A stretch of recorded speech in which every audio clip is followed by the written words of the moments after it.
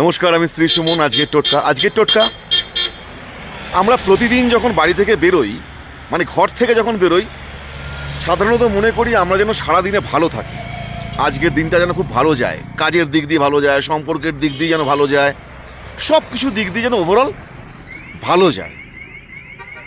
তাই জন্য হয়তো আমরা ঈশ্বরকে বা যার যার ইষ্টদেবতা আছে তাকে প্রণাম করে আমরা ঘর থেকে বেরোই। এটাও কিন্তু একটা করা যেতে পারে, একবার করা দেখা যেতে পারে। যদি কচ্ছপ বাড়ির সামনে 4 ফুট উপরে আপনার মেন এন্ট্রেন্সের সামনে, প্রধান দরজার সামনে রাখা যায়, এবং সেই কচ্ছপের নিচে কিন্তু একটু জল রাখতে হবে। যদি কাচের পাত্র হয় তো খুব ভালো, না হলে পিতলের পাত্র। কাচের পাত্র হলে একটু জল রেখে কচ্ছপ রাখুন, বাইরের দিকে মুখ করা থাকবে, সেটা দেখে আপনি ঘর থেকে বেরোন, আপনার দিন ভালো যেতেই পারে। Thank you.